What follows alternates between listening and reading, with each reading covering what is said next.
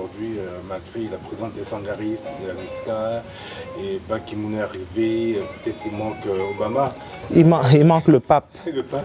Mais la crise continue toujours, on continue toujours à tuer des gens dans les quartiers. C'est clair que, vous savez, c'est une crise profonde et elle est multidimensionnelle. Aujourd'hui, il ne faut pas uniquement voir la dimension sécuritaire, même si c'est la première, parce que derrière, il y a toute une pauvreté ambiante qui est là. Il y a toute une misère, il y a beaucoup de déficits dans le domaine de la justice, dans le domaine de l'éducation, dans le domaine de la santé. En un mot, la gouvernance et le leadership n'existent pas ou bien peinent à répondre aux attentes du peuple. Et donc pour moi, je suis de ceux qui pensent qu'il faudrait aujourd'hui saisir l'opportunité de la présence internationale pour le faire. C'est vrai, la communauté internationale aussi a ses limites et et aussi les limites de ses moyens. C'est pour cette raison que dans le cadre sous-régional, la MISCA, donc, qui a succédé à la MICOPAX, a pris le relais, donc l'Union africaine et la CEAC.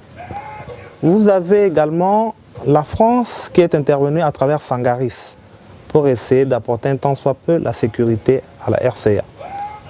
Vous avez également l'Europe à travers le fort qui a mis à la disposition de la RCA, sans être sous le commandement des autorités centrafricaines de la transition, bien sûr, soyons clairs là-dessus, des hommes aussi pour cette fin.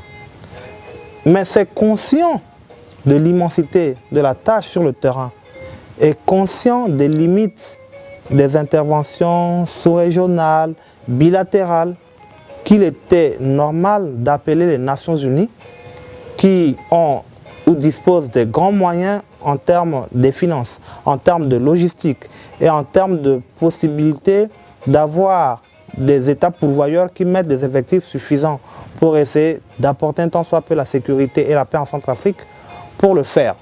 Mais je le dis encore, quelle que soit la volonté de la communauté internationale, quelles que soient les capacités de la communauté internationale, rien ne peut se faire si les Centrafricains ne sont pas associés à la prise en main de leur sécurité. C'est pour cette raison que je suis le militant de la réhabilitation des forces de défense et de sécurité et particulièrement les forces armées centrafricaines.